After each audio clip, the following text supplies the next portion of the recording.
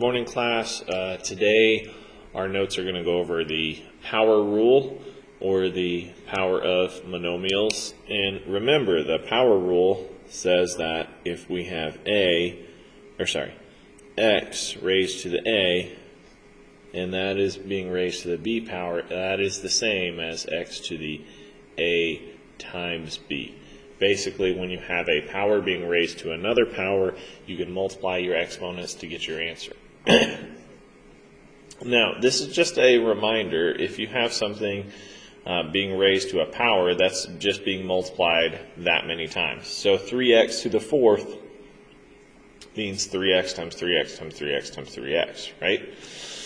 So there's really two ways you can do this. You can use the power rule, or you can rewrite it and use the product rule. I'm going to show you both ways. So like number one says m to the third raised to the fourth power. That is the same as m to the third times m to the third times m to the third times m to the third. So that's just m to the third 4 times. If you want to do this, you can use the product rule. So 3 plus 3 plus 3 plus 3 equals 12. Now, if you use the power rule here, which just says m to the third raised to the fourth is the same as m to the 3 times 4. Well, 3 times 4 is 12, so you get your answer a little bit quicker. Because just remember, multiplication is just repeated addition. So our answer here is just m to the 12th. You can use either method, whichever one makes more sense for you. I'm going to work it both ways on these first two examples, and then the rest of them I'm just going to use the power rule. So on number 2, once again, we can break this down into multiplication, or we can just use the power rule. I'm going to use both ways. So negative 4 m n, and this is to the second, so we've got to multiply it times itself twice. Negative 4 m n. Well, negative 4 times negative 4, always start with the numbers, so that's positive 16. And there's 1 m there, 1 m there, so there's 2 m's.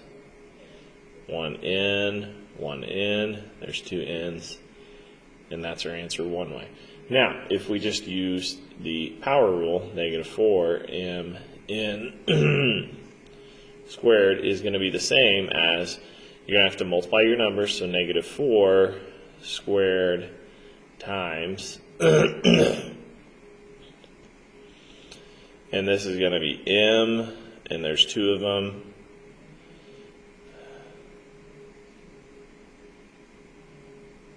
and n, and there's 2 of those. So negative 4 squared is still 16, m squared, n squared, and that's what you get.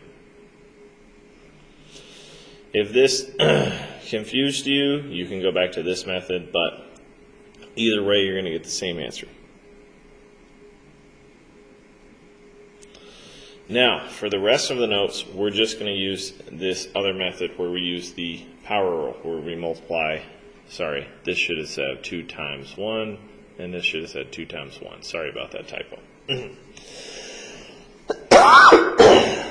So, number 3, we've got 4a to the third raised to the fourth power.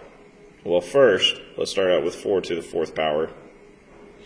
And then remember, this is going to be times a to the third times 4, and then times b to the second times 4. And let's just put all of that together. Well, 4 to the fourth power gives me 256. I just put that in my calculator and verified it. So 256. Now let's get our a's. A to the 3 times 4, which is a to the 12th. B to the 2 times 4, which is b to the 8th. So this is 256, a to the 12th, b to the 8th. All right, on our next one, we've got 2 numbers being raised to a power. Always start with your numbers first. So 1/3 raised to the third times, that's going to be p to the first times 3 and q to the first times 3. That is just for our first digits. Now,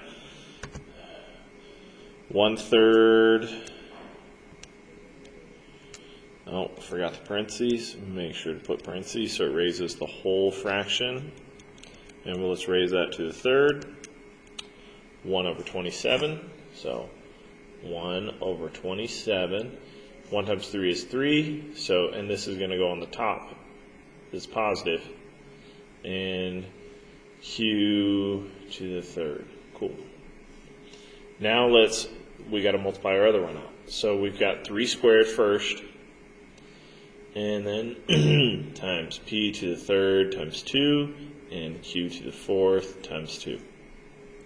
3 squared is just 9. P to the third times 2. 3 times 2 is 6. So p to the 6th. And q to the 4 times 2 is going to be q to the 8th. Now, these are both being multiplied, so we've got to go back and use the product rule to finish this one out. Now, when I multiply, I'm going to get 9 times 1, which is 9. And p to the third times p to the 6th is going to be p to the 9th. Because remember, with the product rule, this is when you add the exponents. And then q to the 3 plus 8 is going to be q to the 11. And it's still over 27. Last thing, simplify your fraction. 9 divided by 27 can be simplified into 1/3. And the p and the q cannot be simplified any further. So it would just be p to the 9th, q to the 11th. So 1/3, p to the 9th, q to the 11th. I'm going to stop the video right here. We'll continue with notes on the next video.